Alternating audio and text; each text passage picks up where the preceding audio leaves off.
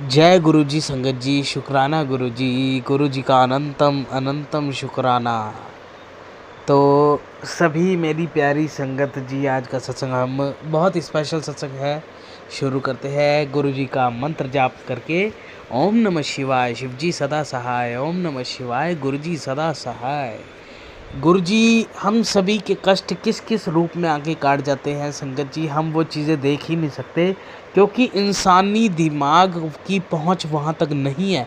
हमारा दिमाग उस चीज़ को उस डिज़ाइनिंग नहीं है उसकी दिमाग की इतनी कि वो स्पिरिचुअल पावर्स को देख सके। स्पिरिचुअल पावर्स को देखने के लिए बहुत ही ज़्यादा ध्यान में बैठना होता है, भक्ति सिमरन करनी होती है। और गुरुजी हमारी डेली लाइफ में संगत जी, चाहे आपको दिखाई दे चाहे आपको दिखाई ना दे, बहुत चमत्कार करते हैं। इसलिए कहते हैं कि गुरुजी से मांगो नहीं मानो। हम सब अपनी विशेष लेकर पहुंच जाते हैं गुरुजी के पास, या घर से बैठे बैठे ही अरदास कर देते हैं। बट संगत जी, जब आपने गुरुजी को ही मान लिया ना और गुरुजी के कहे अनुसार चल पड़े ना, तो गुरुजी जो आपकी लाइफ में गलत फलत होगा वो अपने आप ही वो सही कर देंगे। और इसका जीता जाता एग्जाम्पल मैं हूँ। ठीक है संगत जी, हमारी आदमी की विशेष कभी ख़त्म नहीं होती। कभी पैसा चाहिए, कभी गाड़ी चाहिए, कभी कुछ चाहिए, कभी कुछ चाहिए, लेकिन वो परमात्मा है।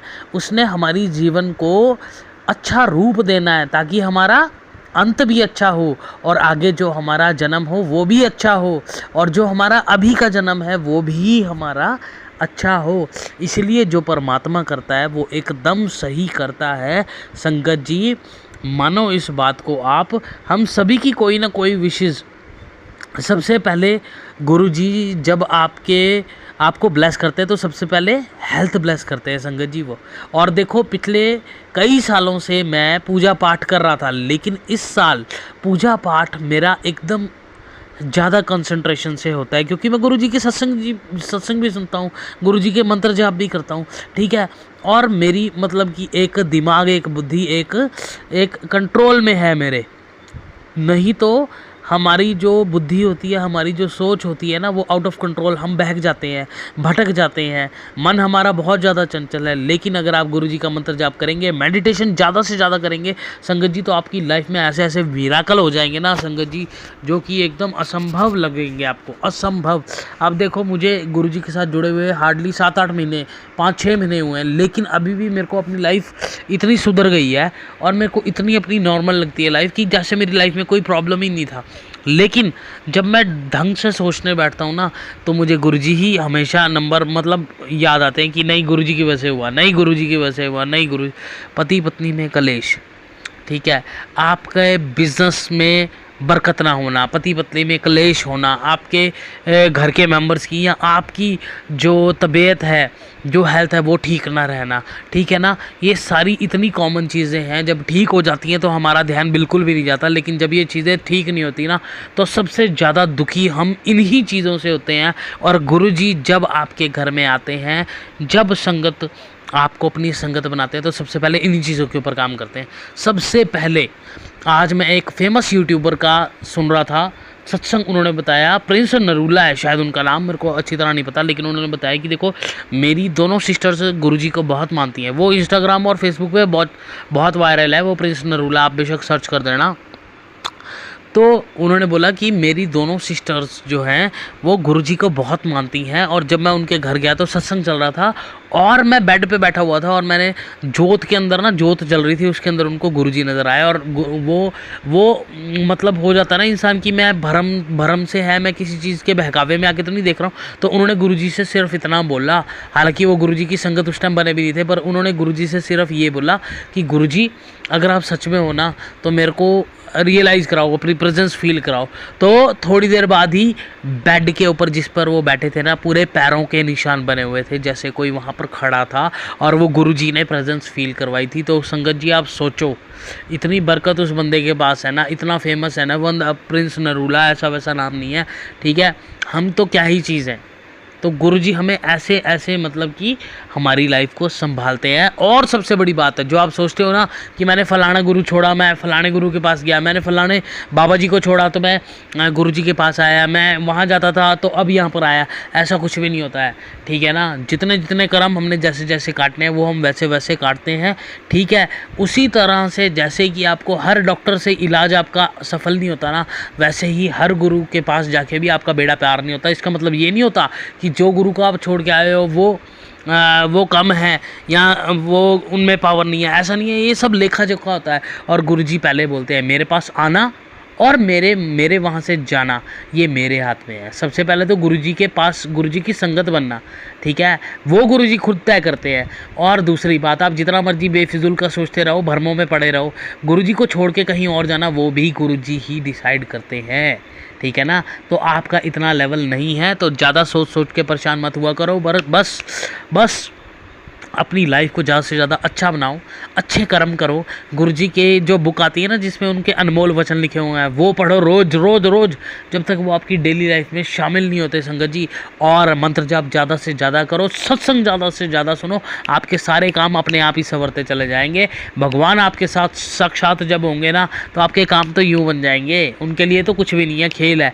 बाकी अगले सत्संग में जय गुरु जी, शुक्राना गुरु जी, जय डुगरी वाले बाबा जी। जय गुरु जी संगत जी, शुक्राना गुरु जी। ओम नमः शिवाय, शिव जी सदा सहाय। ओम नमः शिवाय, गुरु जी सदा सहाय। मुझे गुरु जी के साथ संगत जी जुड़े हुए, या आप ये बोल सकते हैं गुरु जी ने मुझे अपनी शरण में लिया कोई तकरीबन 4-5 महीने पहले। और अब तक का ये इतना ब्यूटीफुल और इतना अच्छा मेरा सत्संग है ना ये संगत जी, कि देखो मैं बचपन से सोचता था कि मैं जल्दी उठ के पूजा पाठ करूं, और मेरे लिए कभी पॉसिबल ही नहीं होता था पूजा पाठ करना। लेकिन आज नवरात्रों का पहला दिन था और गुरुजी ने मुझे ऐसी सौगात दी ना संगत जी की मैं भूल नहीं सकता कभी भी। हालांकि आज मेरे घर में थोड़ा सा मेरी आंटी जी के साथ हल्का सा कलेश हो गया, बहस हो गई, और जहाँ मेरा व्यावसायिक स्थल है वहाँ पर भी मेरी जो कलीग्स हैं उनके साथ भी हो गई। बट फिर भी बहुत ही अच्छा आज का अनुभव रहा मेरा। मैं कल रात को 10 बजे सो गया और करेक्ट मेरी नींद 5 बजे गुरुजी ने खोल दी। और उसके बाद मैंने हनुमान चालीसा का पाठ किया और उसके बाद मैंने जपजी साहब का पाठ किया। जब मैंने जपजी साहब का संगत जी पाठ किया तो मुझे इतना आनंद आया, इतना आनंद आया कि मैं अपनी जो लाइफ की मेरी प्रॉब्लम डेली टू डेली चली होती है उसको, मतलब उसके बारे में, जैसे अब कभी कोई कष्ट के बारे में जब आप सोचते हैं तो आपको अंदर से घुटन होती है ना, वो सोच के, वो एहसास करके। लेकिन मेरे को अपने वो खराब पल भी अगर आए और याद आ रहे थे तो मेरे को उनमें भी मज़ा आ रहा था। जब मैंने जपजी साहब का पाठ किया तो मुझे बहुत आनंद मिला। फिर मैंने सत्संग सुना गुरुजी का, आधे घंटे का सत्संग सुना, उसमें भी मेरे को बहुत मज़ा आया।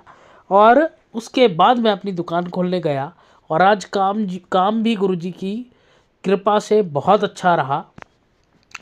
और बटरफ्लाई रूप में तो गुरुजी ने मुझे असंख्य बार दर्शन दिए हैं संगत जी, और गुरुजी की महिमा अटूट है। देखो आज मैं यही सोच रहा था कि मेरे साथ ही ये सारी चीज़ें क्यों, दुख कलेश क्यों होते हैं। और अभी गुरुजी का एक मिनी सत्संग, मिनी शॉर्ट्स में मैंने सुना, उसमें बोला कि गुरुजी आपको नींबू की तरह निचोड़ते हैं और आपके सारे कर्म जितने होते हैं ना बुरे कर्म, वो आपके कटवाते हैं, और उनको कटवाने के बाद आपको वो चीज़ देते हैं जो आप उनसे मांगते हो, आपको सारी खुशियाँ देते हैं वो। और गुरुजी हमें हमेशा अपने बच्चों को बचाते हैं।